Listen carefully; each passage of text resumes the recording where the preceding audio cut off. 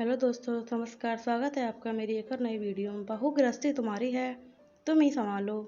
ये क्या मम्मी जी, शाम के 5 बजने को आए हैं, लेकिन आप अभी तक गुड्डा को पार्क में घुमाने के लिए लेकर नहीं गई। अब वह मुझे परेशान कर रही है। अब मैं सबके लिए खाना बनाऊं या फिर गुड्डा को लेकर घूमूं। आपने तो आज खाने की कोई तैयारी भी नहीं की। आरती इतना कुछ बोल गई, लेकिन साथ संध्या जी ने एक जवाब तक नहीं दिया, बल्कि अभी भी वो अपनी किताबें पढ़ने में मशगूल थी।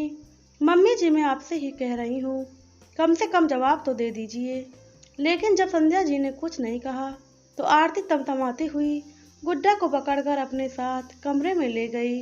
कमरे में जाकर अपने पति संदीप के पास गुड्डा को जबरदस्ती बिठाते हुए बोली, संभालिए इसे, परेशान किए जा रही है। या तो आप इसे घुमाने के लिए पार्क में ले जाओ या फिर इसे पकड़ कर बैठो ताकि मैं खाना बना सकूं। उसे इस तरह बोलता देखकर संदीप बोला, अरे क्या बात है, आज गुड्डा घूमने नहीं गई?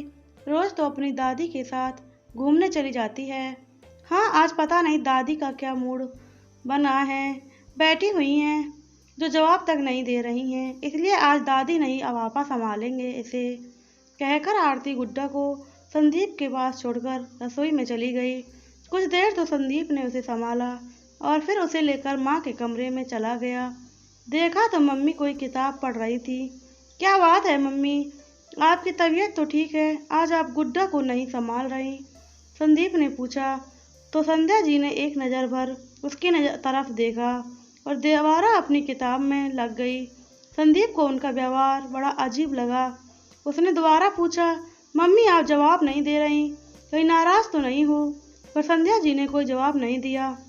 संदीप भी अपना मुंह लेकर बाहर आ गया और सीधा रसोई में आरती के पास जाकर बोला, कोई बात हुई थी क्या आज? कहीं तुमने मम्मी को कोई ऐसी बात तो नहीं कह दी जिससे वो नाराज हो गई हो? मुझे तो ऐसी बात कोई याद नहीं कि मैंने ऐसा कुछ कहा हो, और अंतर्यामी मैं हूँ नहीं जो उनके मन की बात जान जाऊँ। अब मुझे डिस्टर्ब मत करो। आज खाने की भी कोई तैयारी करके नहीं रखी है मम्मी ने, तो सब कुछ मुझे ही करना है। आरती का जवाब सुनकर संदीप गुड्डा को लेकर पार्क में रवाना हो गया। इधर संध्या जी को किचन में से बर्तनों के पटकने की आवाज़ में साफ साफ सुनाई दे रही थी। जानती थी कि आरती ये सब जानबूझकर कर रही है ताकि संध्या जी उठकर उसकी मदद कर दें, पर आज वो मन पक्का करके बैठी हुई थी कि वो कुछ भी हो जाए आरती की मदद बिल्कुल नहीं करेंगी। आखिर आरती की आदत थी सबके सामने बेचारा बनने की, सबको ये कहने की कि मम्मी जी ने अपने समय में तो बहुत अपनी गृहस्थी चला ली, अब खूब मज़े भी कर लिए, उनके सिर पर सास तो होती नहीं थी, पर हमारी क्या ज़िंदगी है, हमें तो हमेशा रोक टोक में ही रहें। ये बातें अक्सर उनके कान तक पहुँचती थी, पर वो हमेशा यह सोचकर चुप हो जाती थी कि दूसरों की बातों पर क्या विश्वास करना।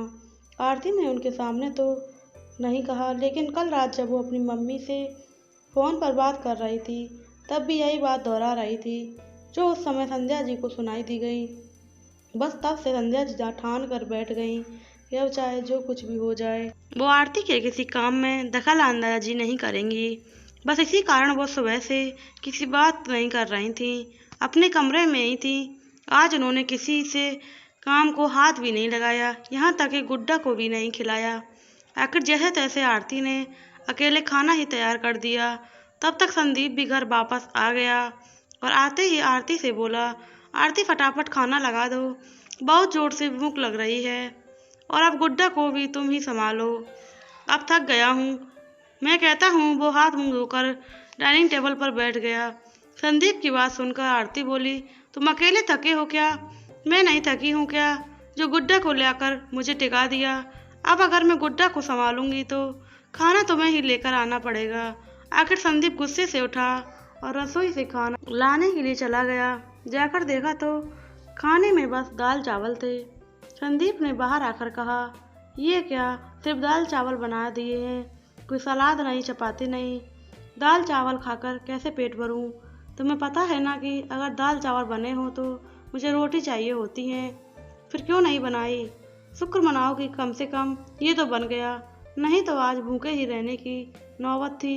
बाहर का खाना तो तुम खाते नहीं हो।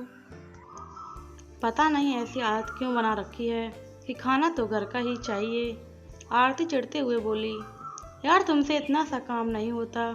मम्मी भी तो सब कुछ करती हैं। तुम्हारे काफ़ी सारे काम तो वो अकेले ही संभाल लेती हैं। पर आज तो नहीं किया ना तुम्हारी मम्मी ने कुछ। मैं ही लग रही हूँ काम में। एक काम को हाथ नहीं लगाया तुम्हारी मम्मी ने। अच्छा, इसका मतलब तो साफ है कि जिस दिन मम्मी नहीं होंगी तुम कुछ नहीं कर पाओगी। उसी दिन तो शायद भूखा मरने की नौबत आ जाएगी। संदीप की बात सुनकर आरती ज़्यादा गुस्से में आ गई और रोती हुई बोली, हाँ हाँ, मेरा किया तो कभी कुछ नज़र ही नहीं आता तुम्हें। जब देखो मम्मी मम्मी मम्मी। अगर माँ के लाडले ही बनकर रहना था तो शादी ही क्यों की थी मुझसे। और मम्मी जी भी अपने समय में तो अपने हिसाब से गृहस्थी चला ली। सास तो सिर पर थी नहीं, कोई रोकने टोकने वाला नहीं था। अब यहाँ मेरी गृहस्थी बिगाड़ रखी है, मेरा जीना दुश्वार कर रखा है। दोनों की तू मैं देख कर छोटी सी गुड्डा भी रोने लग गई। लेकिन आरती उसे चुप कराने की बजाय उससे डांटते हुए बोली, इससे तो शादी से पहले ही जिंदगी अच्छी थी, कोई झंझट नहीं था। कम से कम मायके में कद्र तो थी मेरी। यहाँ आकर तो जिंदगी बर्बाद हो गई। ये सब बातें अंदर से संध्या जी के कानों में ही पहुँच रही थी। आखिर उनसे गुड्डा का रोना बर्दाश्त नहीं हुआ तो उठकर बाहर आ गईं और गुड्डा को गोद में लेते हुए बोली, क्यों बहू, तुम तो अक्सर कहती हो ना कि मैंने अपने समय में अपनी गृहस्थी अपने अनुसार चला ली, खूब मज़े करे हैं। मेरे सिर पर तो सास नहीं थी, कोई रोकने टोकने वाला नहीं था। तो आज जब मैं बिल्कुल एक तरफ हो चुकी हूँ, ना मैं रोक रही हूँ ना मैं टोक रही हूँ, बिल्कुल इतनी शांतिपूर्वक एक तरफ बैठी हूँ जैसे मैं इस घर में ही हूँ ही नहीं, तो तुम्हें भी तो मज़े लेने चाहिए थे ना। अपनी गृहस्थी में अपने अनुसार चलानी चाहिए थी। पर एक दिन में ही हाथ पैर फूल गए तुम्हारे। देख लो, कैसे कहना आसान होता है, करना आसान नहीं। जो दोनों पति पत्नी आपस में लड़ पड़े। संध्या जी की बातें सुनते ही आरती चुप हो गई। उसे समझते देर नहीं लगी कि आज संध्या जी ने उसकी मदद क्यों नहीं की। लोगों के सामने बेचारा बनकर हमदर्दी पाने से क्या मिल जाता है, उल्टा तुम्हारे परिवार की बदनामी हो रही है। उन लोगों से पूछो जो गृहस्थी अकेले संभालते हैं, कोई मदद करने वाला नहीं होता। क्या वो लोग भी तुम्हारी तरह बस लड़ते रहते हैं?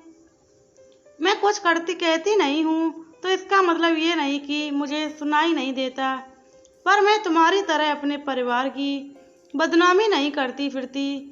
आखिर ये गृहस्थी तुम्हारी है तो अपनी जिम्मेदारी तुम खुद संभालो। संध्या जी की बात सुनकर संदीप और आरती ने चुप रहना ही ठीक समझा। प्लीज़ दोस्तों, आपको वीडियो कैसी लगी बताना कमेंट में। चैनल को सब्सक्राइब करना, वीडियो को लाइक करना, बेल आइकन को दबाना बिल्कुल ना भूलें, जिससे आगे आने वाली वीडियो की नोटिफिकेशन आप तक मिलती रहे। मिलते हैं आपको एक नई आगे आने वाली वीडियो। प्लीज़ दोस्तों, मुझको भी सपोर्ट करो। जय श्री राम, राधे राधे, जय श्री कृष्ण।